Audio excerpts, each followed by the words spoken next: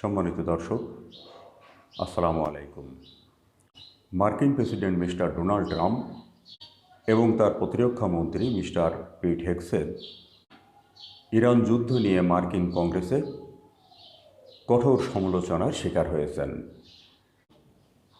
Iran যুদ্ধে অংশ নেওয়া যে মার্কিন যুক্তরাষ্ট্রের জন্য বড় ধরনের একটি ভুল সিদ্ধান্ত ছিল এবং এই যুদ্ধ নিয়ে মিস্টার ডোনাল্ড ট্রাম্প এবং প্রতিরক্ষা মন্ত্রী পিট হেগসেথ বরাবর মিথ্যাচার করে আসছেন, বিশ্বের সামনে মিথ্যা তথ্য তুলে ধরছেন, আমেরিকান জনগণকে মিথ্যা কথা জানাচ্ছেন। হেগসেথের সামনেই তারা সরাসরি এই সমস্ত অভিযোগ তুলে ধরেন।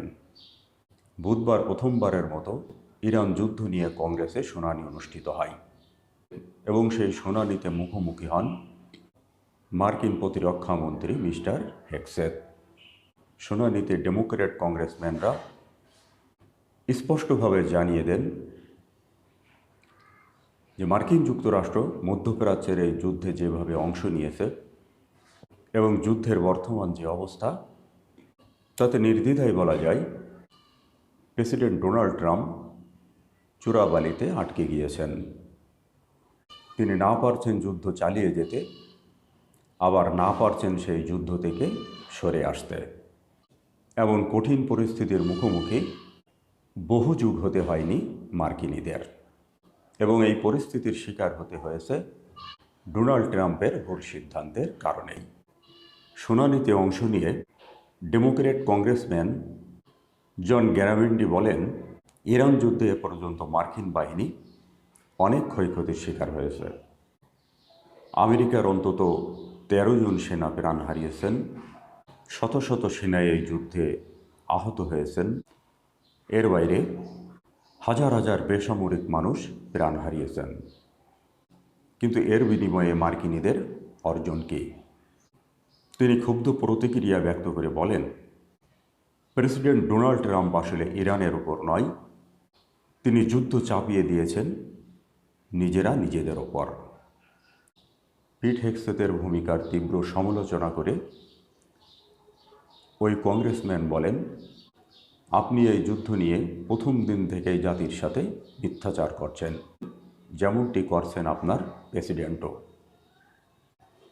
মিথ্যাচার বন্ধ করে শুধু আমেরিকানদের নয়, বিশ্ববাসীকে আপনাদের উচিত সঠিক তথ্য জানানো। আপনারা এই যুদ্ধ ছাড়ুন এবং ছাড়ুন মিথ্যাচারও। যুদ্ধে আপনিও যে ভূমিকা পালন করছেন, আপনার প্রেসিডেন্টও ঠিক তাই করছেন।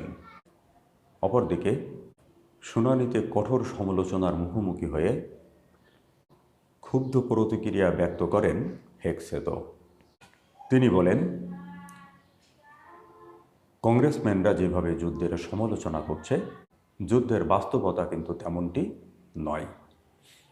বরং মার্কিন কংগ্রেসম্যানরা যেভাবে সমালোচনা করছেন, তাতে মার্কিন যুক্তরাষ্ট্রের শত্রুপক্ষের শুধুমাত্র সমালোচনার পথই সুগম করে দিচ্ছে। তিনি এই ধরনের সমালোচনা বন্ধ করে মার্কিন যুক্তরাষ্ট্রের স্বার্থেই কথা বলার জন্য আহ্বান জানান। সম্মানিত দর্শক, এখন দেখা যাক শেষ সিদ্ধান্ত হিসেবে তিনি কোন দিকে যান। যুদ্ধের অবসান ঘটাবেন না যুদ্ধ আরও চালিয়ে যাবেন?